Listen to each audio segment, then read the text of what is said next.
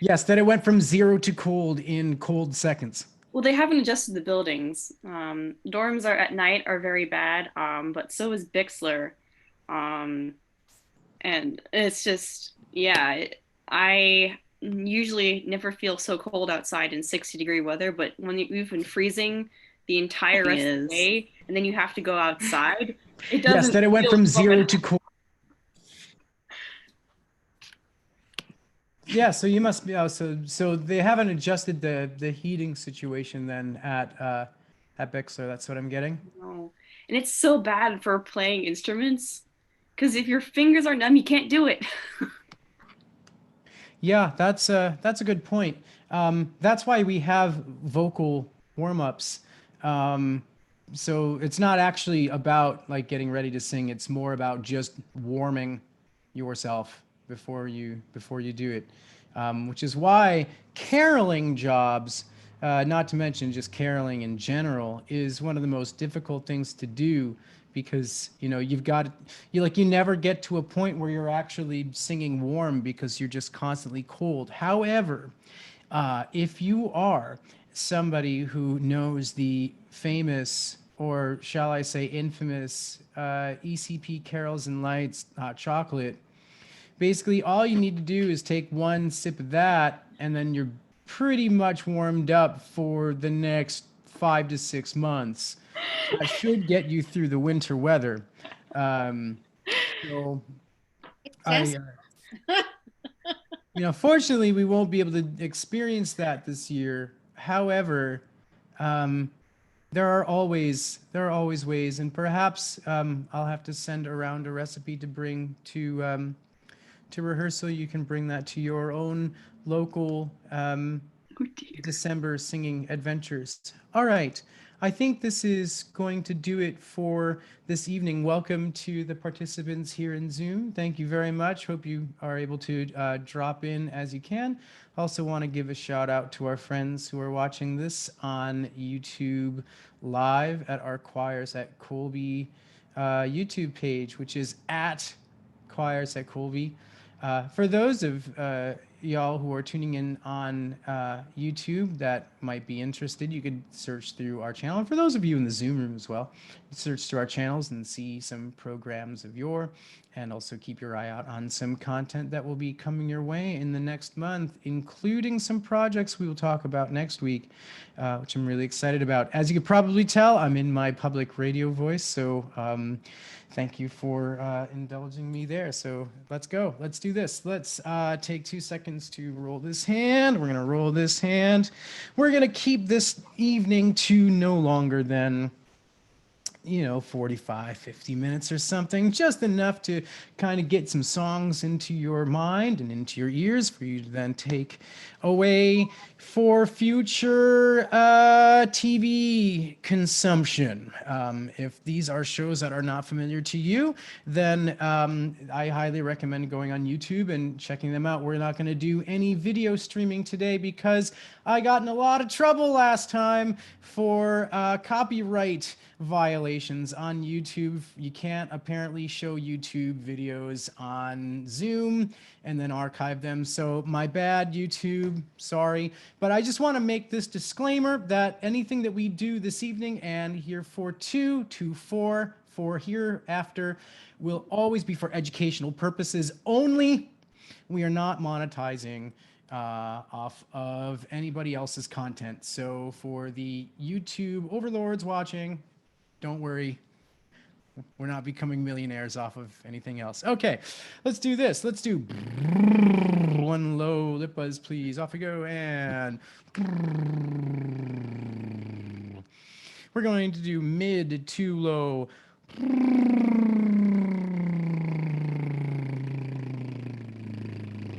Let the air go, let the air go, let the air go. Okay, good. And now we're going to do middle to sort of high and then low.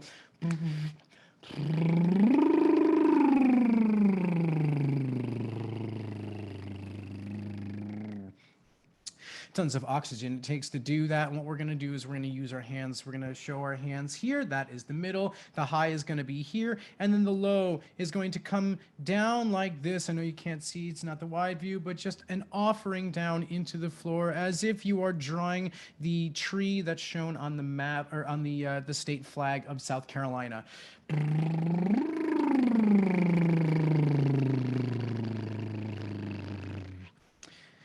Now we're going to go on an oo vowel. We're going to go into the middle and then we're going to go to the low. Ooh. And can you actually use your hands in the camera? And I just want to see this action. Ooh.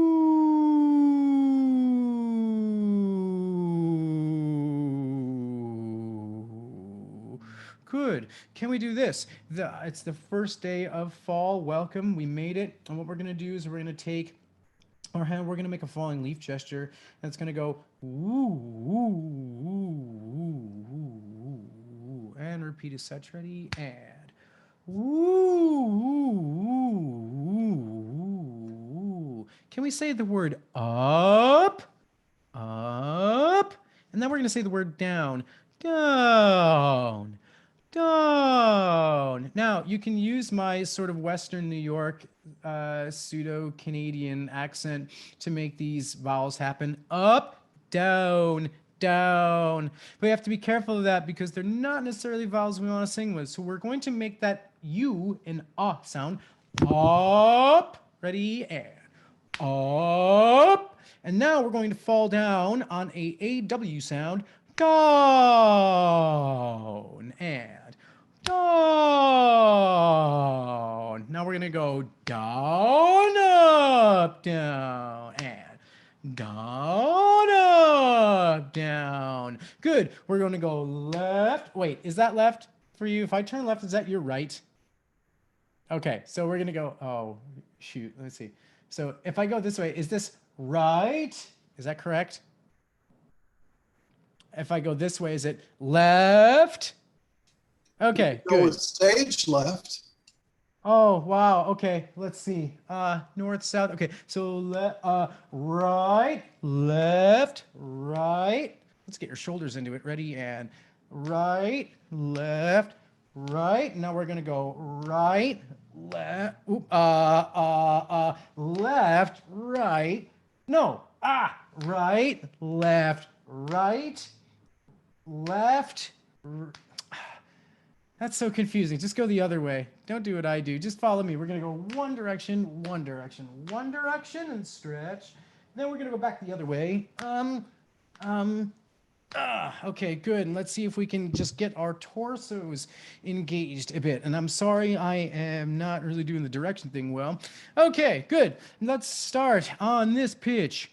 Ooh, ooh, ooh. And we're going to do octaves. We're just going to start just by very, very simple. Ooh, ooh, ooh. Ready? And ooh, ooh, ooh. Up a half step. Ooh, ooh, ooh. Up a half step. Ooh, ooh, with space. Ooh, ooh, ooh. Up a half step. Ooh, ooh, ooh. Up a half step. Ooh, ooh, ooh. Couple more. Ooh, ooh, ooh. Two more. Ooh, ooh, ooh. One more. Ooh, ooh, ooh. And can we yawn sigh on an ah? Ah. Good. We're going to go back to C major, which I hope is C major. We're going to be about here. And can we just go and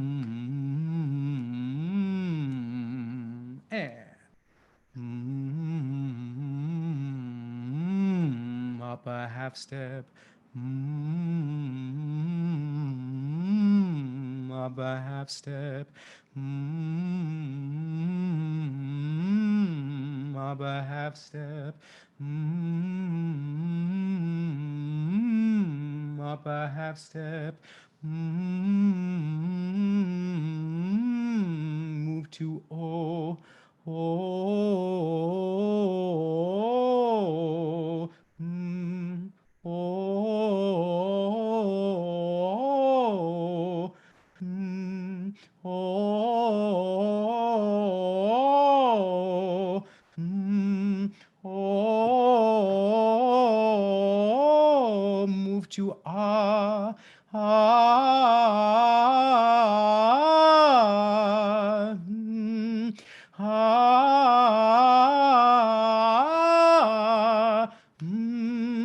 Ah. One more. Ah. Can we all say wee?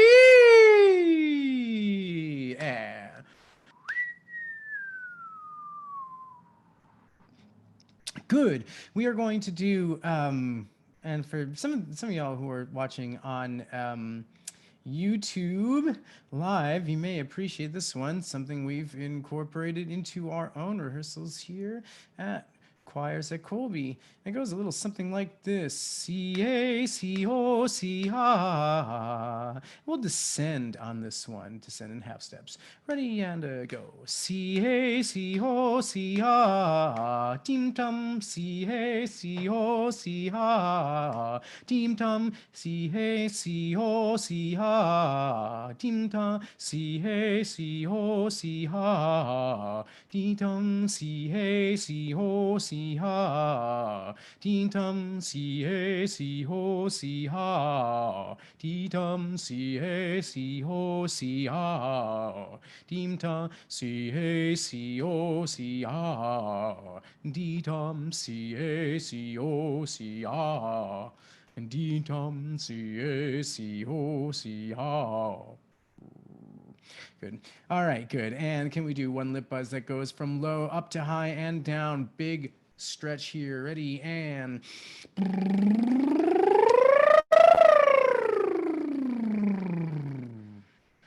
good, good, good, good. Okay, you all sounded great. Here's one thing that I would like to try. I would like for you all to come off of mute for a second. And before we get going on some of the theme songs that I want to just sing through tonight, um, I'm a little curious to see if we can create a perfect fifth on Zoom. Now, I understand that when we're singing in real time, uh, of course, all being in a multitude of different places, it's kind of difficult to time things right. But sometimes, remember, for those of you who have been in our rehearsals before, that sometimes we like to do long tone exercises. Basically, we just sing notes as long as we can sustain them either on one breath or we if we're working in sections, we pass them off from one to the other and take the second to do like ensemble circular breathing. And what I'd like to try Over there. is I'd like to try to see if we can come up with a long tone exercise on Zoom that will allow us to sing some sort of perfect interval, because at some point we're all going to be singing two distinct pitches at the same time. So we're going to try. Good luck. If you are of a low voice persuasion and you would like to sing this pitch, and it can be in either octave, let's do, how about, ooh, ooh, ooh. That's option one. So before we do it, can we just get a show of hands of who will be taking this pitch? The other one, just for reference, will be A. It will be the fifth above that. So we've got ooh, ooh, ooh. And can I get actually, because sometimes it's hard for some reason I can see this clearer. Can you actually on the reactions just give me a thumbs up, like one of those, friends? Okay. We've got that. We've got that. We've got that. We've got Where that. is it? Okay. So I think we've got some covered. Perfect. Thanks. All right. We need to make sure though that we have enough people to cover this pitch. ooh, ooh, ooh. So wait for the thumbs to disappear. Okay, who's going to be taking that one? That. Oh, enthusiastic clapping for that pitch. Okay, here we go. So we're going to be over the course of 30 counts. 30 counts. That should give us time to catch up. Ooh, ooh. Good luck. Can we actually make a perfect fifth on Zoom? 3, 4. If you're this pitch, could use a little more. If you're this pitch, could use a little more. If you like switching, you may do so.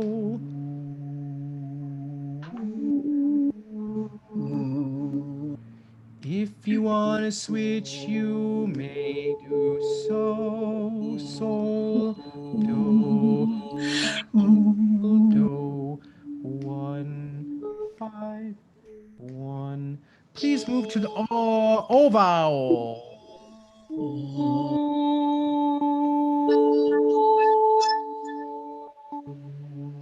Move to an ah vowel. Ah. Can you oscillate between the two? Ah,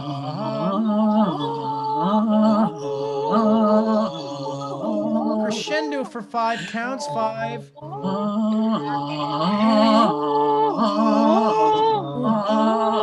And release. Okay, the good news is that for at least snippets of a time, I heard a perfect fifth. The first time that I've actually heard a harmony on Zoom created in real time, which means that every piece that we will sing from now on will be extremely slow. So that we have the time to actually get to sing together. So that's the way that will work. Thank you for indulging me in that, and congratulations. You may very well be the first Gregorian chant chorus on Zoom that actually functions in real time. So thanks for that. Okay, cool. You can go back on mute now. If I if I were to tell everybody to take themselves and like actually get to use their microphones for real, and then nobody does it and they just silence their computers, would that be called a mutiny?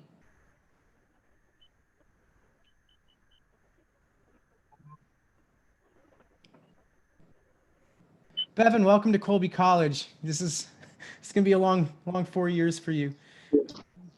All right, so okay, here we go. So this is what we're gonna do.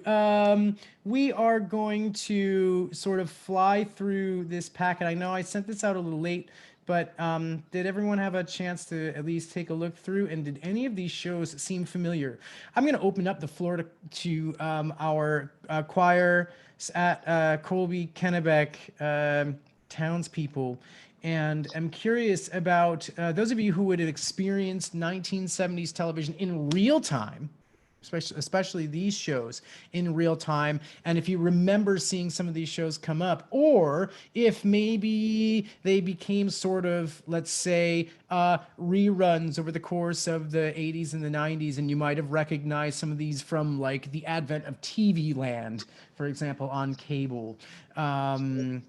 What are some of your impressions, and like what do these shows mean to you as a generation? I know every word and note of all of these by heart, and I'm very excited to sing them. We didn't have TV, and I still don't have TV. So right. So all of this repertoire is entirely new. Oh, that's fantastic. But these songs were playing in the back of my head, whether I watched the television shows or not, occasionally, but they're there. All the music is just about is there from seeing it on television the first time. And some of these songs have popped back up in popular culture even today. But you know, but when I was going through this list of the songs from the 70s, it kind of made me think of like during this pandemic, how many times I had heard from people in the current generation and slightly maybe beyond that everybody was watching The Office. Like this was a thing that in the pandemic everyone just kind of went back. And when I was in college, that was a show that was I was in grad school and that show came on. And so it just stuns me, kind of like when we talked about last time about you know, the Foo Fighters and Green Day, how stuff from the 90s for some reason still exists now. And maybe for good reason and maybe not. Some of the things that were really popular back then, even 20 years ago, don't necessarily hold up to today. And likewise, you get to turn around and see how things are, different now, and you could certainly learn from that. So the 1970s, especially the shows in 1976, had an incredible dynamic and something that really strikes me, particularly about the shows by produced and created by Norman Lear. So we're talking about shows like All in the Family and The Jeffersons, is that it talked a lot about like the American experience in the 70s from the vantage point of people of all backgrounds.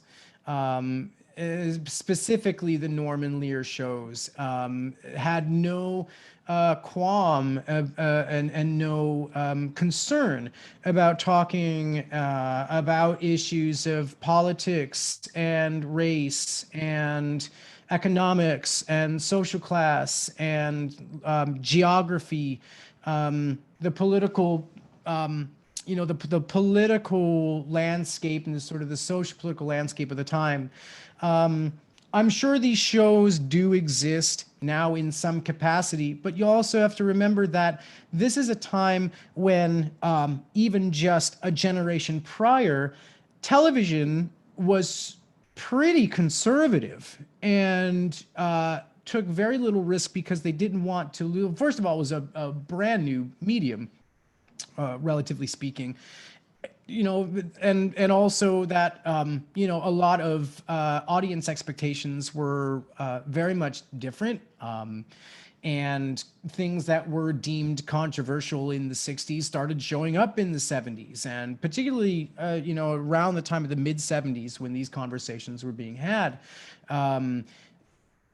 It was, it's just interesting. They couldn't even show Lucille Ball and Desi Arnaz in the same bedroom. For those of you who remember I Love Lucy, like they had separate beds for those characters. And I think me not being a TV historian, but having consumed enough of it to know that even like Everybody Loves Raymond now, those sorts of things that were happening on what we would consider a pretty light pedestrian kind of show in the 2000s probably would have been deemed quite controversial in the early days of television.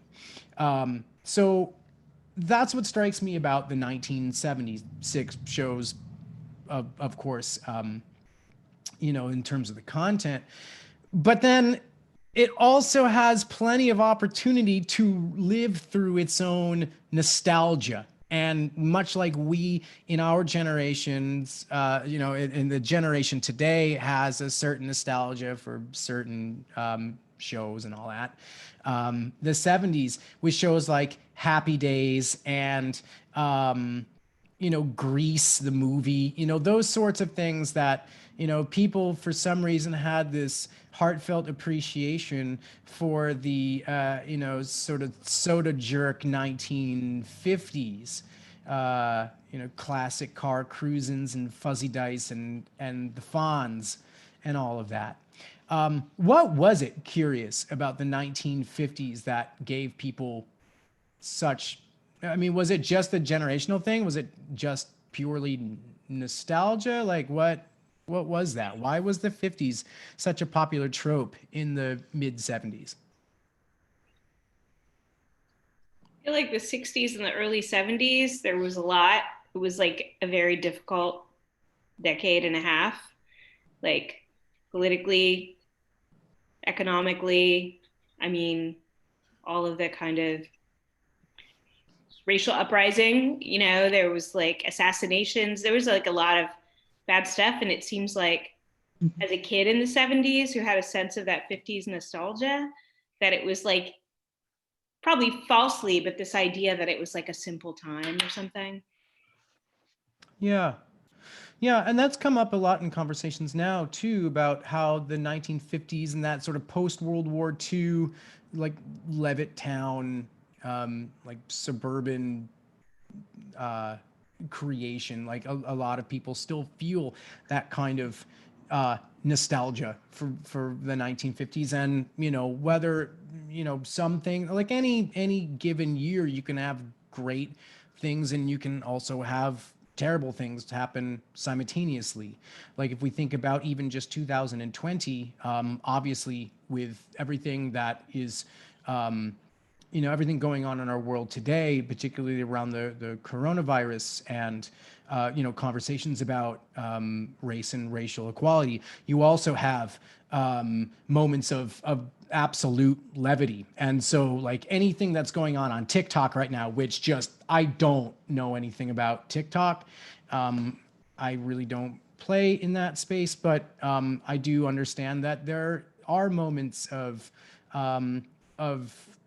enjoyment and of interest, even if it's just a matter of, well, I don't know, TikTok videos. How long are they? Like 35 seconds? Like how long is a general TikTok video? Up to a minute. Okay. So yeah, so the 1970s and in 1976, those there were also shows like that where there were moments looking back at sort of the simpler times, as it were.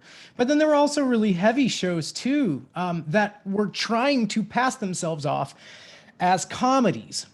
And so when I think about like MASH, for example, how a show about a medical team in the trenches in Vietnam during the Vietnam War, how the first several years of MASH, the producers had insisted on putting in a laughing track in that show, and that the show's creators were really upset by this because they didn't necessarily see this as a comedy. Later on in the series, it turns out that they turned away from the laughing track when they got new producers, and they turned the show strictly into a what they call a like a lighthearted drama or a comedic drama, so that it had moments of humor and mostly Korean War. Pardon me, the Korean War. Moments of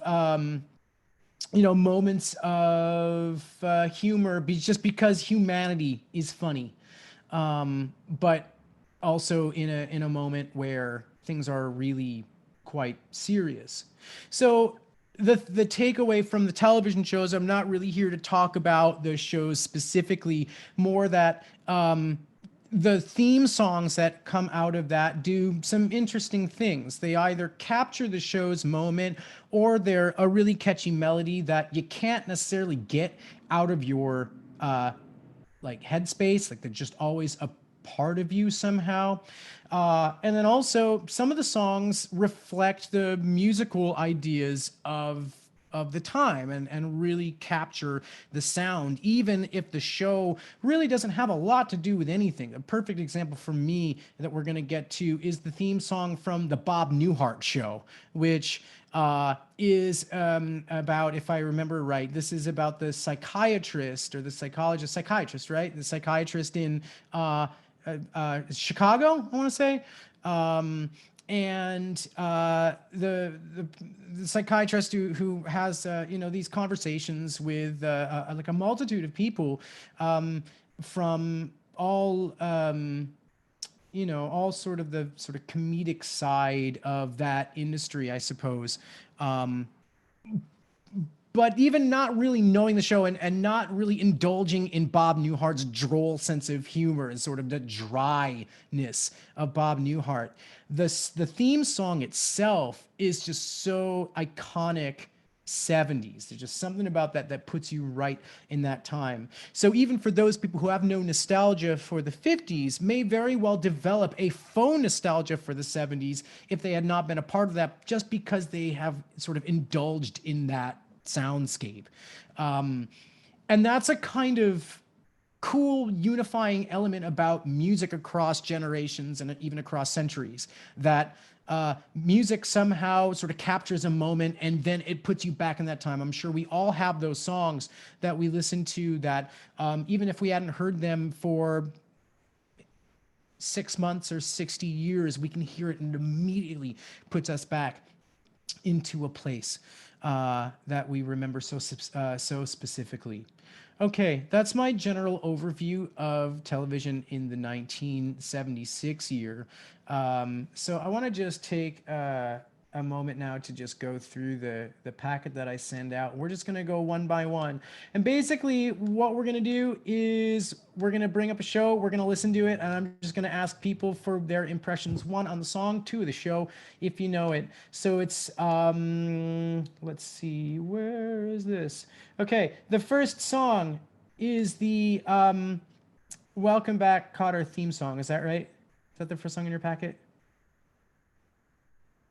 Cool. Where's the playlist? Of course, I can find my playlist of all songs that remind me of True Value Hardware store commercials. That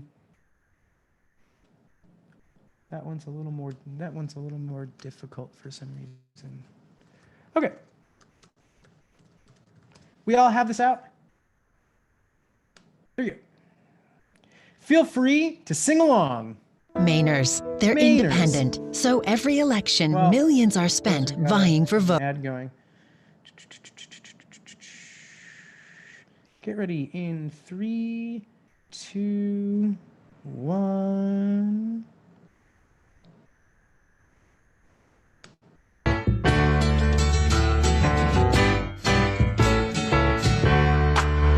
Welcome back. Your dreams were your ticket out. Welcome back to that same old place that you laughed about. Well, the names have all changed since you hung around, but those dreams have remained and they've turned around. Who'd have thought they'd lead ya? Who'd have thought they'd lead ya? Back here where we need ya. Cause we got him on the spot. Welcome back. Welcome back. Welcome back. Welcome back. Welcome back. Welcome back. Welcome back. We always could spot a friend. Welcome back. And I smile when I think how it must have been. And I know what a scene you were learning in. Was there something that made you come back again? And what could ever lead you? What could ever lead you? Back here where we need you. Back here where we need you. Yeah, we tease him a lot, cause we got him on the spot. Welcome back. Welcome back. Welcome back. Welcome back. Welcome back. Welcome back.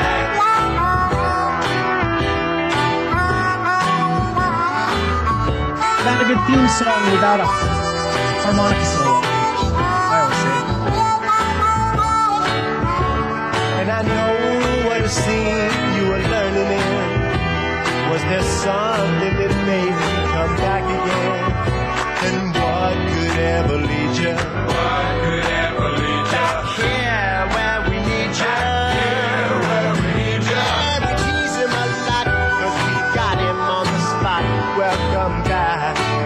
Welcome back.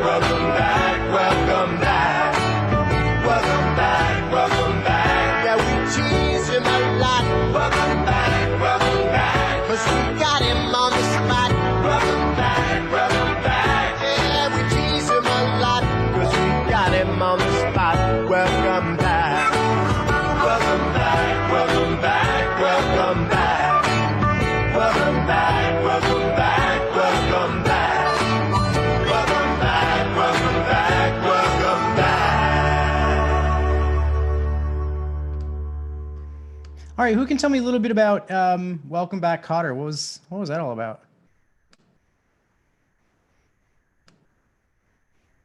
Cotter was the teacher, but John Travolta was in that show. And that's the first show I remember him being in. I think a couple of years later, he did Saturday Night Fever and just took off. That's what I remember about Welcome Back, Cotter. It was about a teacher and the kids in his class, these kind of delinquents who were in his class. Cotter had gone to the school. He'd gone to high school there, and he was one of them. They were the sweat hogs. They were like the Oh, that's right. Red Hogs, yeah. Were And they? he comes back to teach at this school. And so they were were they like student athletes? No. They were just like I don't know, like the burnouts, like the losers, the students that everyone had kind of given up on. The juvenile delinquents. I see. So this is a show then that again, because I don't know if this is sort of a weird fact about me. I don't watch series finales of any television show. I don't watch a whole lot of TV anyway, but series finales I just avoid just because I hate that kind of closure. Like I don't want to know. Except for Breaking Bad. That series finale was really intense. But the show, if I remember, I mean, wasn't it like a teacher trying to figure out how to reach the kids and that, you know, ultimately the kids had a lot of affection toward the teacher because they could tell that he was working like really hard to sort of make the dreams come true and all that. So it was pretty like it was an uplifting kind of show, and it also probably resonated with a lot of students was this a show that a lot of young people watched at the time and could identify with some of the characters who were sort of the students of his class? I mean, was there some sort of connection there? I don't know. I was identified with Cotter. I wonder how Cotter would have dealt with Zoom. I wonder what that whole experience would have been like if Welcome Back, Cotter was dealing with this situation. He probably would have done really well. All right. So speaking of making dreams come true, the next song in your packet is the Laverne and Shirley theme song. Does anybody remember Laverne and Shirley? Mm-hmm. Okay, so quick synopsis. What was this? Two young working class women. They worked in a brewery on the brewery factory line in Milwaukee. It was just their like single lady hijinks. And they were living on their own, which was kind of unusual, right? Ah. In the 50s, and girls didn't live on their own together. Young women didn't. They, got married. When they were working, they still lived with their parents, and then they got married. So these young women were living in an apartment on their own, and that was kind of unusual that, they weren't. And I don't recall, I watched it, but I don't recall the parents ever kind of showing up in the show. They were just living on their own. Laverne's dad owned the pizza parlor they would hang out in sometimes. Yeah. Well, pizza and beer are two things that definitely unify generations.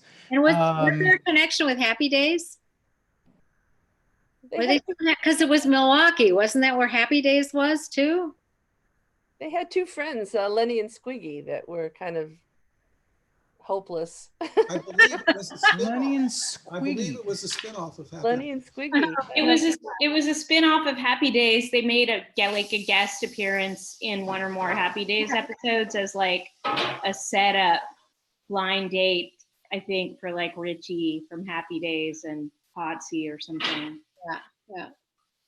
So a show like Laverne and Shirley, much like Mary Tyler Moore's show, which I think we'll get to, television shows that were challenging like gender roles and gender norms and gender stereotypes in a time that people would look at that show and go, Like it's noticeable. Like it was a noticeable thing then that that statement was being made, and those plot lines were being created. Um, it is also a very interesting theme song. Like it's so peppy. All right, let's do it. This is Laverne and Shirley. Here's the main title theme. Although I don't think the chant stuff in the beginning is there. See, even TV shows have chant. 1, 2, 3, 4, 5, 6, 7, 8, Schlemiel, Schlemazel, Hasenpfeffer Incorporated. We're gonna do it. Give us any chance, we'll take it. Read us any rule, we'll break it. We're gonna make our dreams come true. Doing it our way. Nothing's gonna turn us back now. Straight ahead and on the track now. We're gonna make our dreams come true. Doing it our way. There's nothing we won't try. Never heard the word impossible. This time there's no stopping us. We're gonna do it. On your mark, get set and go now. Got a dream and we just know now. We're gonna make that dream come true. And we'll do it our way, yes, our way. Make all our dreams come true. And we'll do it our way, yes, our way. Make all our dreams come true. For me and you.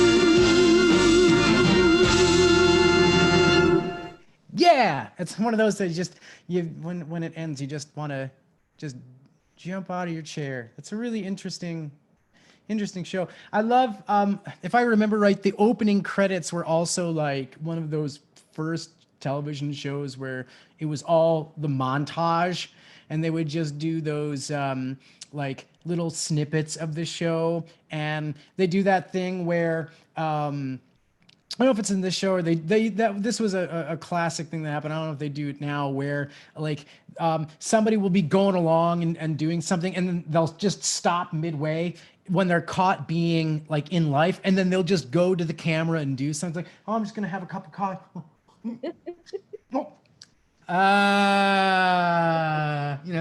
Like one of those businesses. So another thing I like to investigate when I'm looking at television theme songs is like, as a music educator, like how can I take some of these ideas and actually teach music out of it? And you can do that pretty easily with some of the things that we've talked about in the past in our own classes. First of all, I'm surprised, Tess specifically, that you didn't notice what page of the fake book that I stole this from. Surprised. Everybody now. 54! Like, how could you not notice? 54! How did you not see it? Okay. So there we go. So words by Norman Gimbel and music by Charles Fox. And some cool things to note include the triplet figure at the way bottom of the page. And we'll do it our way, yes, our way. Make all our dreams come true and do it our way, yes, our way. Make all our dreams come true. Okay, and then they have a little codette at the end. Can you put yourselves on mute? We're going to experience a triplet in real time that actually works. Rules about triplets include: don't do them too fast. The larger rule is don't do them too slow. So many times when we have triplets, we want to just stomp on the brake and just not go forward. And do it our way, yes, our way. Make all our dreams come true. And it's hard to get back into time. The triplets are in relationship to the actual tempo, and they should be equally distributed over the course of 2 beats. So let's do this. Let us sing this, and we'll do it our way, yes, our way. Make all our dreams come true and do it. Well, and and if you want to join on, we will do the repeat. The starting pitch is here. 2, 3, 4, 1. And we'll do it our way, yes, our way. Make all our dreams come true and do it our way, yes, our way. Make all our dreams come true. And that's how you do a triplet, making sure that it's staying right in time. Also, cool thing about our friend the syncopation, as we get into the session from a couple weeks ago when we were talking about syncopations, always having motion as well. And always making sure that sometimes we don't accent every single syncopation. So instead, and we'll do it our way, yes, our way. You could do that. This is a situation where I think you really lay into the accents. And we'll do it our way, yes, our way. Make all our dreams come true. And we'll do it our way, yes, our way. Can we try it? And I'll do this with the background noise. Actually, let's just do the whole thing together. I'll just play it and sing along. 1, 2, 3, 4, 5, 6, Of course, 7, Mike 8, can't be our own Schlemiel, Schlemazel, Hasenpfeffer, Incorporated. We're gonna do it. Give us any chance, we'll take it. Read us any rule, we'll break it. We're gonna make our dreams come true. Doing it our way. Nothing's gonna turn us back now. Straight ahead and on the track now. We're gonna make our dreams come true. Doing it our way. There's nothing we won't try. Never heard the word impossible this time. There's no stopping us. We're gonna do it. On your mark and set and go now. Got a dream and we just know now. We're gonna make that dream come true. And we'll do it our way, yes, our way. Make all our dreams come true. And we'll do it our way, yes, our way. Make all our dreams come true. For me and you.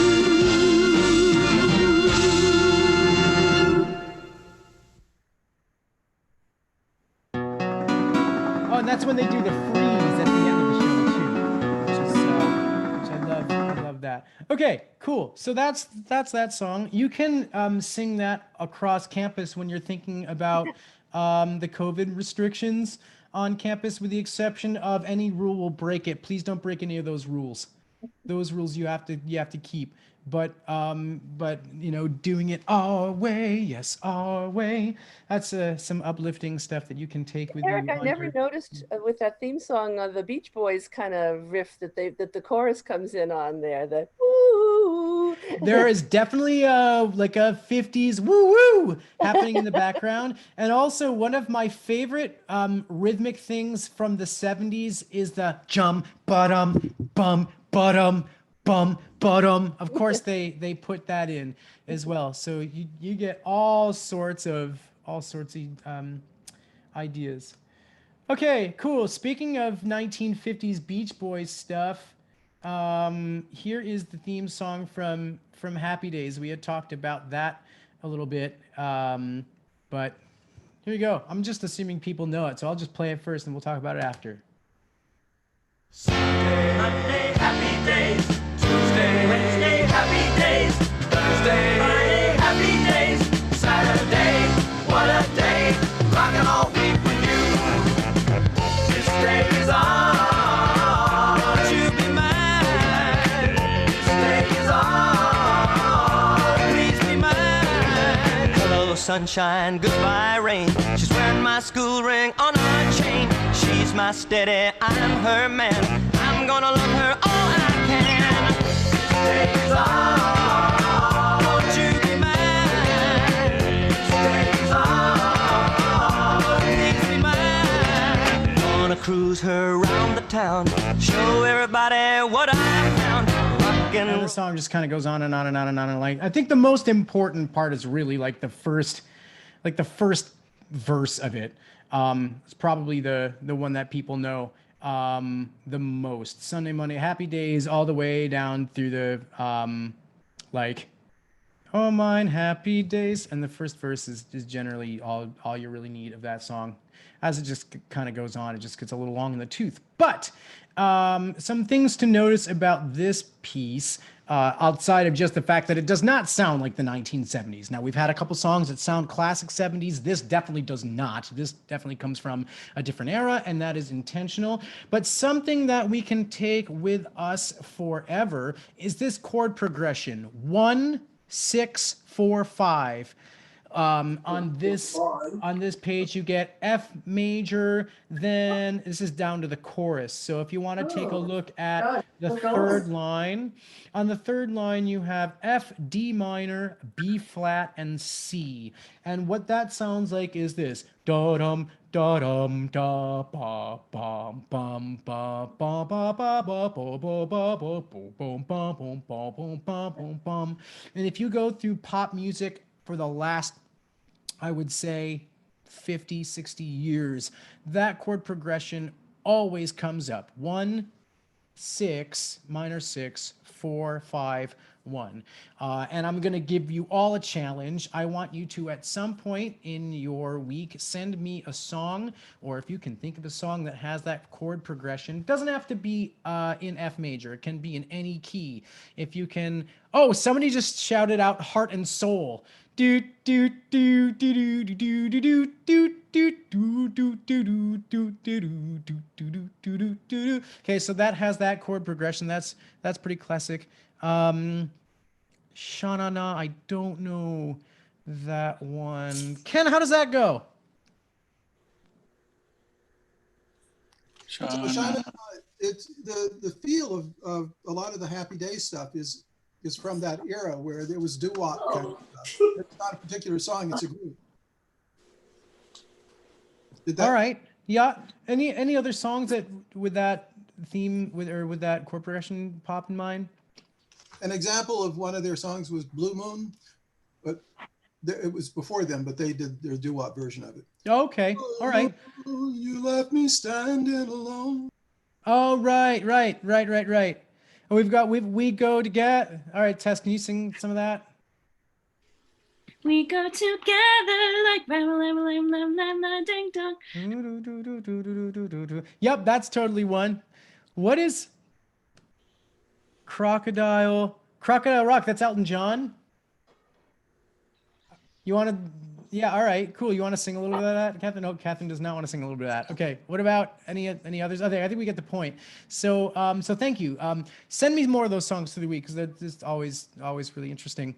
Cool. So classic sound, has a really catchy melody, and has some stuff that you can take into today's context, which are really interesting. Then we have some of these shows by or spun off from the Norman Lear concept. And the first one I wanted to hit was the theme song from Maude.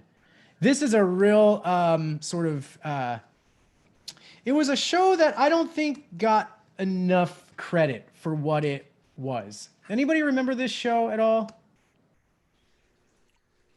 I believe it was a spinoff from Golden Girls. It was the same lead actor. But it was a spin-off of something, I think. It was B. Arthur. Mainers, they're independent. It was, so yeah, every it was B. election. Arthur, and yeah, I don't really remember much of the premise other than just B. Arthur was a very strong character in it, and then also like the wallpaper. I just remember the show having a lot of like really vintage 1970s wallpaper in it. But Maude, B. Arthur was just such a pivotal force in that show. And then it gone on, of course, B. Arthur was really famous on Broadway, was, you know, had a lot of leading roles on future television shows, much like Golden Girls with Estelle Getty and Rue McClanahan and Betty White. Of course, how could you forget Betty White? Of course. All right, so spin-off of All in the Family, actually. I think she made a brief appearance in All in the Family, and that they thought that character was something fun to work with. It was. It was a spin-off. It was a spin-off of All in the Family, or she was a character related to one of those characters. Yeah, I think the big deal about Maude was this is in the Roe v. Wade era, and she, if I'm not mistaken, she gets an abortion. She's a middle-aged, or like an older woman, not like a young pregnant teen. She's like a married, I think, woman at the time. I don't remember all the details because that's going back to the early 70s, but that was like super controversial. It didn't feel at all like All in the Family. Very different kind of show. Oh yeah, the show was different, but the character, I think, came up from that. And she was a real fighter. She was a mature feminist, full blown, and that shook a lot of people up. A lot of people cheered, but a lot of people were really made uncomfortable by that show. I love the theme song. I never knew the words to it, but it's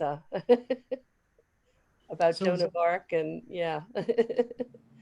So particularly timely, just in the in the events of the last couple of days, even that some of these shows even resonate in ways that are quite resounding.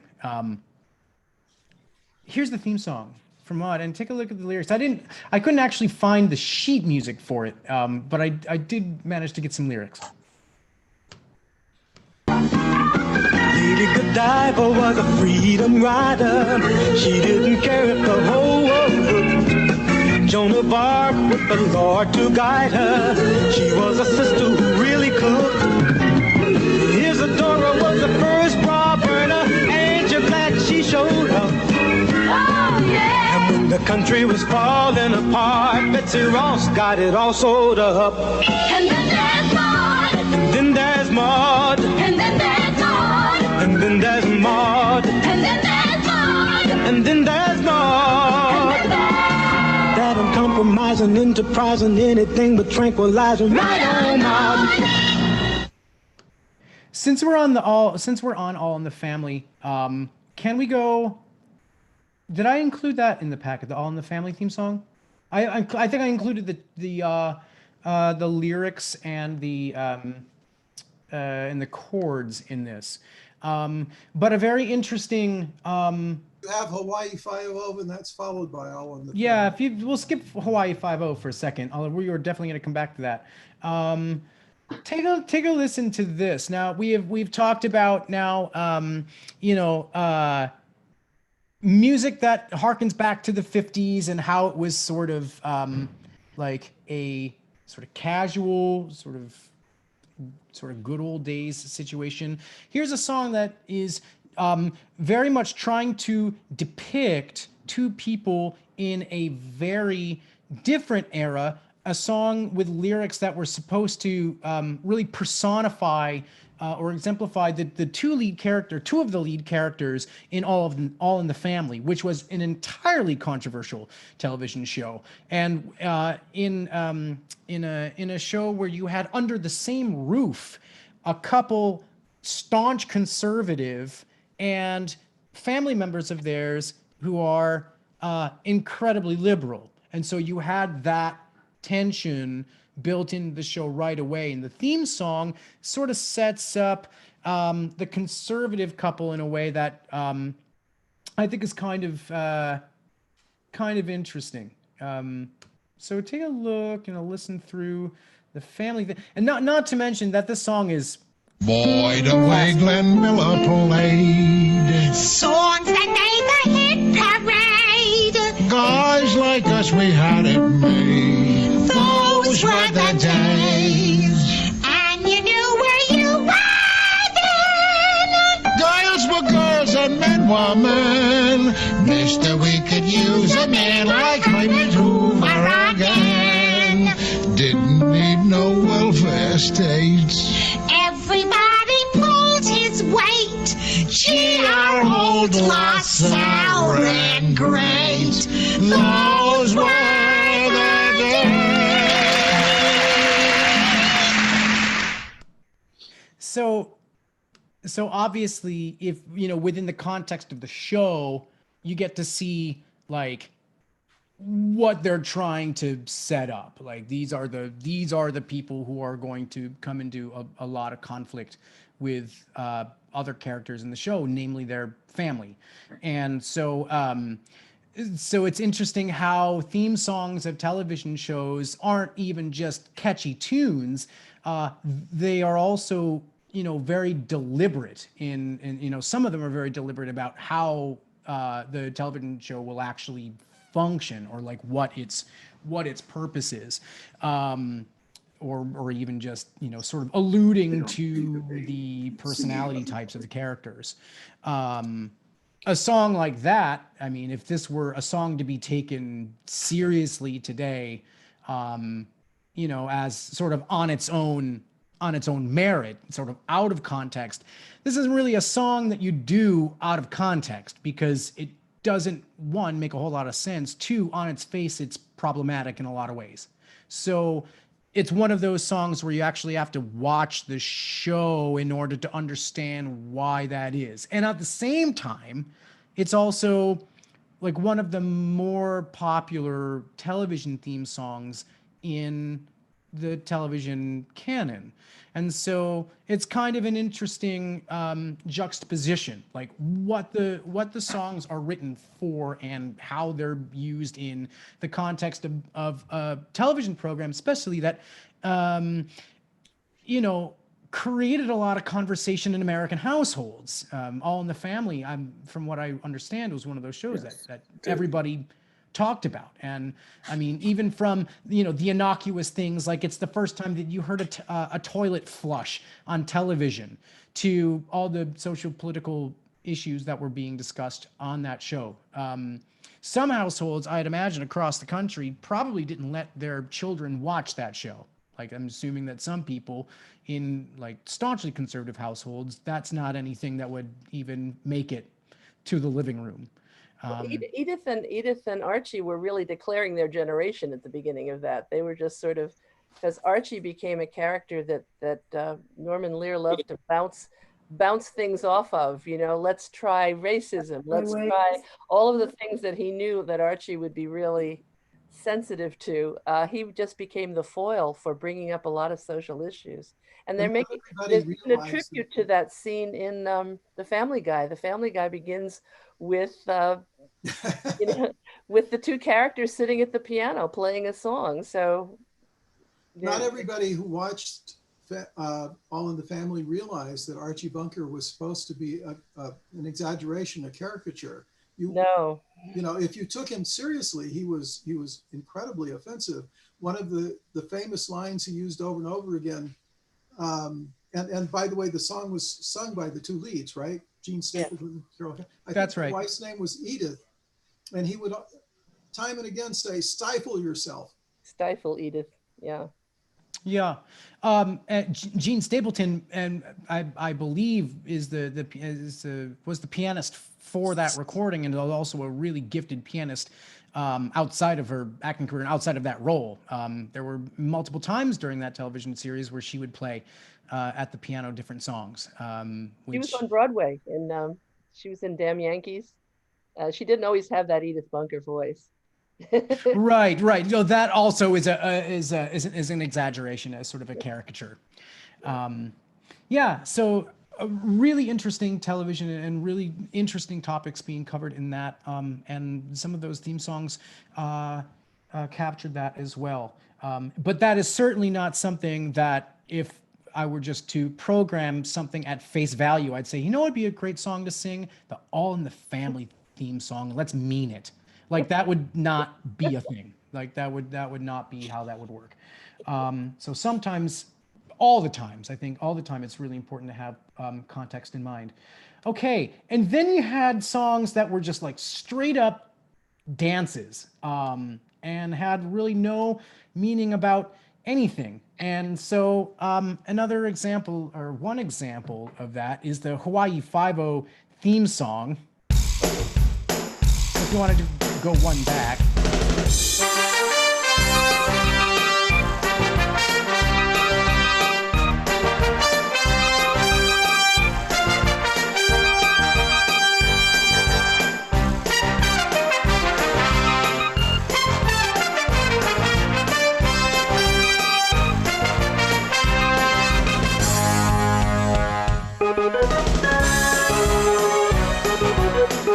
is requires a Colby dance break music.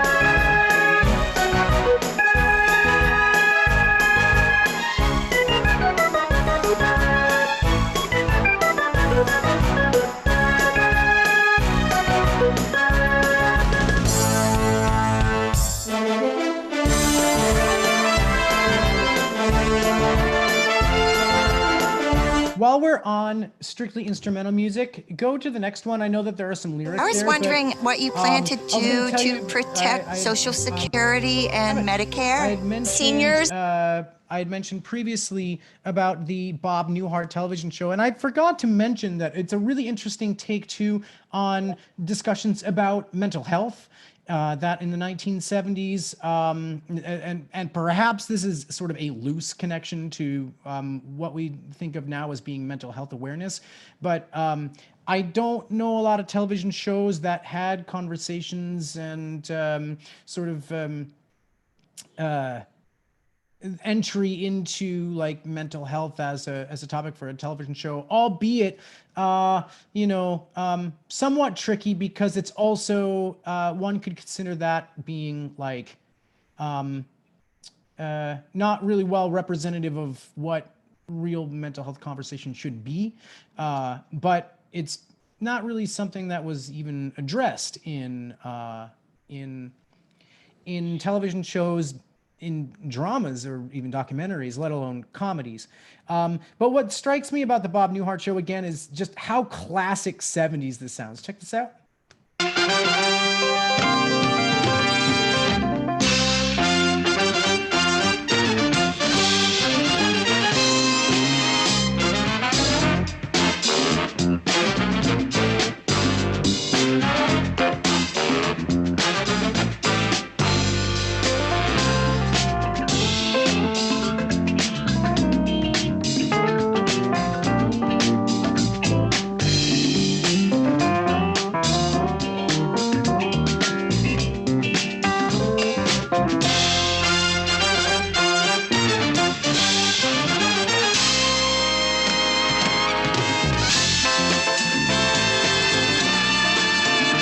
Horn sections, that blaring Maynard Ferguson trumpet.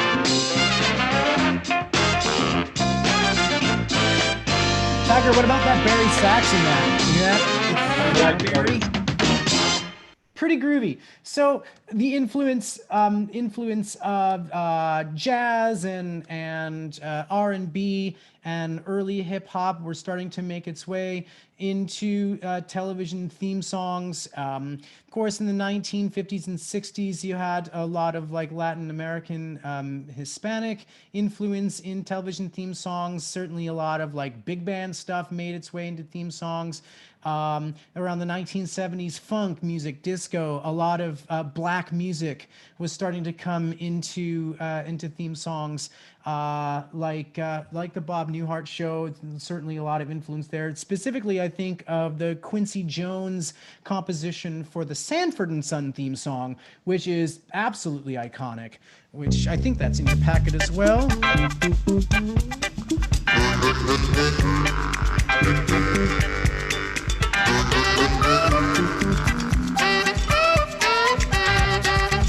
And this is definitely one that I feel like, even though it's instrumental, this is a song that, at least in my opinion, is one that I find myself singing a lot.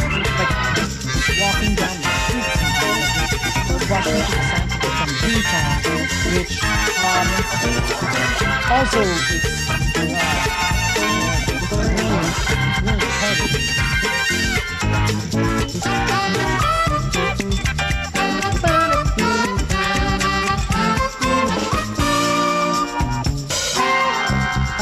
Things that strike me about the theme, because everybody go to the packet, this is page 13 in the packet.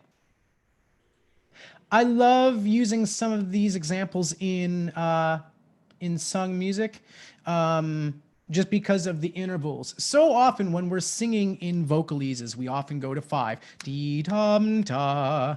Isn't it fun to launch from the 6th of a scale, the 6th of the scale, into the 5th? Dee-da-da-dee-dum. So can you put yourselves on mute if you're not already? And we're going to sing this gesture. Tom, tom, ta. Ready, go. Tom, tom, tom. Yeah, we get so stuck in just going 1 and 5. Going up to 6 actually requires you to think about how you lift into that space and then fall down into the 5th, which if we do it right, means the 5th scale degree is going to be slightly more in tune than it had been if we had just gone 1-5-1. So we're going to go, let's do, we're going to start on this pitch. Tum, team, tum. We're going to sing 1-5-1. Ready? And 1-5-1. Good. Let's go up a half step. 1-5-1. Put yourselves on mute if you don't mind. Thanks. And 1-5-1. And 1-5-1. Now we're gonna go 1-6-5 and 1-6-5. Let's go up a half step. Tom tom and tom tom tom. Tum tum tum tum tum tum. Now we're gonna go bum bum beat 'em. 2, 3. Bum bum beat 'em. Now we'll go up a half step. Bum bum beat 'em. 1 and 2 and 3. Yum bum beat 'em. Now you've got how the first part of the Sanford & Son theme song works. And then what I also love are these sort of bluesy half-step chromatic steps into the triad of a chord. Dun dum beat-um bottom bum. So this is the figure that happens pick up into the second bar of B. Bum bum beat-um bottom bum. Let's try that together. 1 and 2 and 3. Bum bum beat 'em bum bum. Now we can do the whole thing, starting from the pickup to B. Bum bum bum beat 'em. Bum bum beat 'em bum bum bum bum. Body bada bada bada bada da bada bum bum bum. Isn't that such a great melody? It's one that just will stick with you forever. We're gonna do that one more time. 1 and 2 and 3. Yum bum bum beat up. Bum bum bum bottom bottom bottom bottom bottom bottom bottom bottom bottom bum bum bum. Yeah, there's something about that theme song that will stick with you. Also, just go and take a look at most of the Quincy, like anything by Quincy Jones is just amazing. We are going to wrap up here in a moment, but just a couple other songs in the packet that I want you to check out on your own time. This song from MASH, the theme song here, is actually interesting. On the television show, it was largely instrumental, but there are actual lyrics to it. Visions of the things to be, the pains that are withheld for me. I realize and I can see that suicide is painless. That young people would be able to write such poignant words, of course. So I would go and take a look at that, and also know that, of course, this was a pretty heart-wrenching show, and so the lyrics that also sort of follow suit. And as much as we are all experiencing our own like trauma and pain through this time, know that writing poetry is a really great outlet, and you know, anything creative that you can do to sort of pass the time if you're feeling in ways that you need to relieve stress and to relieve your mind. Also, the mental health faculty at Colby is a really great resource as well. So please make sure to be well and to check in. That's just a public service announcement brought upon by this television show. The last thing that I want to hit up is something kind of silly, which is if you could go to page 10 of your packet.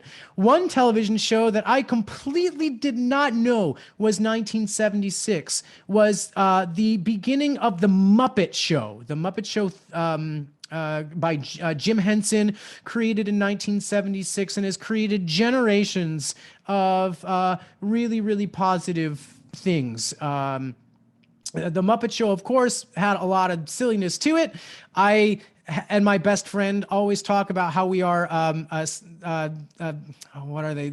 Stratton and Waldorf, you know, the two old gentlemen who sit in the balcony and make stupid puns and then laugh. This Zoom connection is good. Oh, it's so good, it's bad. You know, that sort of silliness. But the theme song is so good.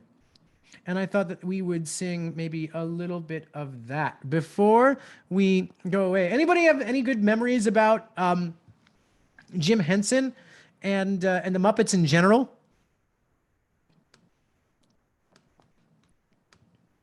This seems to be something that is connected across the generations too. I mean, this is definitely not just something that people from the 70s would know. It seems like the Muppets still exist. If you go online and you look up videos by Beaker, Beaker singing Habanera. Meep, meep, meep, meep, meep, meep, meep, meep, meep, meep, meep, meep, meep, meep, meep, meep. That's kind of fun. Anybody have any good Muppets memories, Muppet stories? We watched the Muppets at my house during the holidays sometimes when they had the like Christmas or Thanksgiving specials. Yeah, so my grandma loved the Muppets and she was always like, come watch the Muppets, it's so great. You're gonna love Miss Piggy and Kermit. So it's a lot of fun memories. When my sister and I were young, and whenever we would throw a fit, like out in public or something, my mom would make the Beaker voice at us until we, stopped being pouty. We just couldn't help but laugh. I was about to say that I like to make the Beaker face as close as I can. If that's what you were demonstrating on your screen, that was a pretty rad Beaker face. Was that what that was? Yeah. That's solid. Wow, uncanny. I also put in the chat that in algebra, I probably annoyed the heck out of a bunch of people because every time parabolas would come up, I would just start being like, parabola, do do do do do, parabola, do do do do, parabola, do do. Writing's not that easy. Yeah, that's funny because the Muppet Show. Not only did it have its own really popular theme song, but pretty much anybody who was famous in the musical sphere would appear on the Muppets. Like they would always have musical guests, but they would never do serious songs. It wasn't like the television shows that featured music like American Bandstand or like Soul Train or any of those shows that they were doing live performances of these songs. They would come on and do parodies of either their songs or other songs based on or in collaboration with some of the Muppets. So John Denver is one that jumps out as an example. But that's also an interesting thing if you want to listen to 70s shows or 70s music. Sometimes you don't even have to go to records. You can just go to the Muppets. Let's have a sing through the Muppet Show theme song, shall we? This is a good way to go out. With our very special guest star, Shirley Bassey.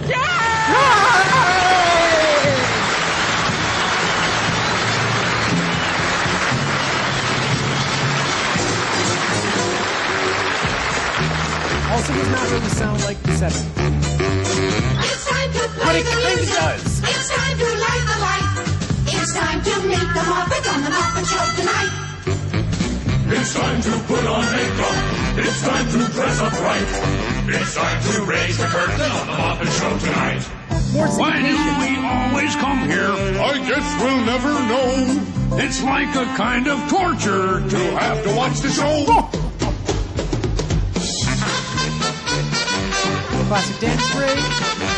But now let's get things started. Why don't you get things started? It's time to get things started on the most sensational, inspirational, celebrational, motivational. This is what we call the Muppet Show. Camilla, your uncle's calling. Great. So Good grammar and spelling are important. That is true. But if you want to write Okay, so you've got a lot of interesting music to sing, a lot of interesting music to look at. 1976 for popular music, the influences are there. It draws also on a lot of different experiences from across the 20th century up to that time. But also the television shows had real meaning. It wasn't just all entertainment. It really had a lot of conversation points. And I know we only scratched the surface. We didn't necessarily get to talk about good times. We didn't talk about Mary Tyler Moore, as I think we mentioned. But there are a lot of shows that you can explore on your own time. Any questions about anything TV show theme song related? Or chorale related?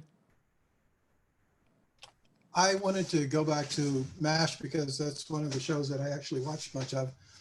And the movie was where the theme song came from, directed by Altman, the father. Notice that the lyrics are by his son. In the movie, there's a character who's contemplating suicide. And so they staged this elaborate thing, and the song is actually not to be taken seriously, as they're not really going to let him commit suicide. And the song was constructed to, what kind of lyrics do you put for something like that? So then it got adapted to the TV show, and it's completely out of the original context.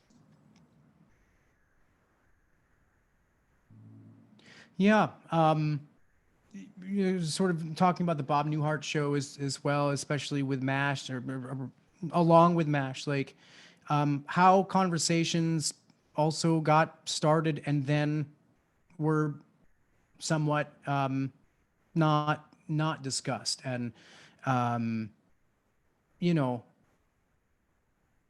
continue to have these conversations and continue to be active and to check in with yourself and check in with friends and check in with your medical professionals, people at college. I mean, it's always good. It's always really, really, really important to have these conversations, and whether it be about our own struggles with mental health, or even just the world around us. This is a time where we can have these conversations, and it's empowering to know that music may very well be a way to bring about those conversations and to to encourage us to think about things that need to be discussed, things that need to be worked out.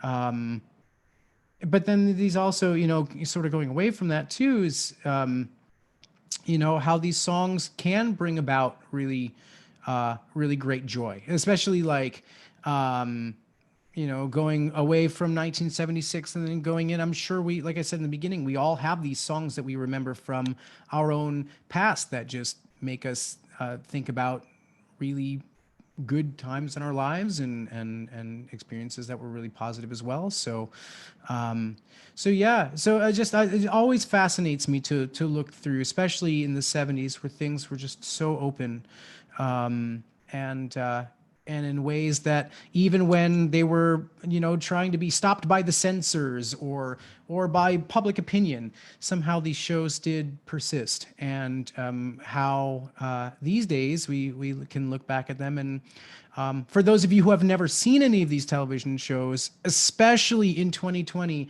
I wonder what your takeaway would be from them if you were to watch them. And of course, again, this was not a show, this was not a class about 1970s television, more than it was about the theme songs and about the music themselves. But you can't have the theme songs just on their own. Like, they need to represent something, and they and what they represent, I think, is a really fascinating look into the where life was then and the parallels that can be drawn now. So yeah, kind of kind of interesting. I mean, that's why we're doing this. And again, music, that is just so interesting that it was the 1970s or if it's the 14th century, the 1470s, or the 15th century, I guess. How it really does draw from a generation or a century to the next. All right, it's 8:30. I think we need to depart. So unless there are any last questions, thanks for today. We will catch up on another topic next week that I'll let you know soon.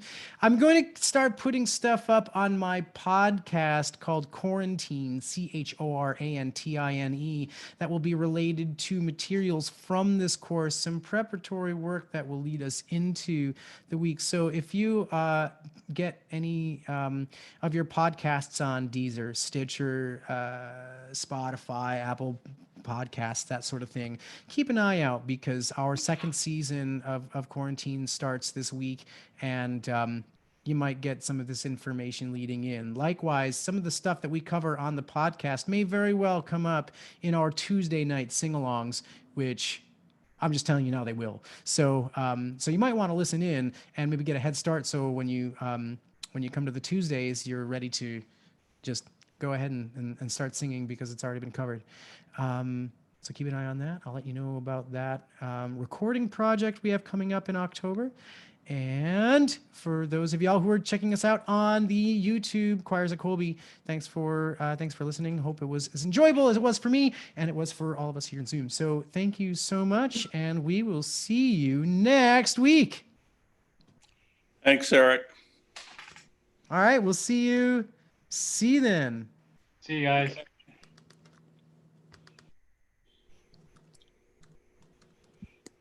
Quick question for the Collegium people. Question for Collegium people, yes. I've had a couple of people contact me asking if the recordings are due. I'm guessing the answer is no, but I want you to confirm. No. Okay. Nope. No recordings are due. That's what I thought.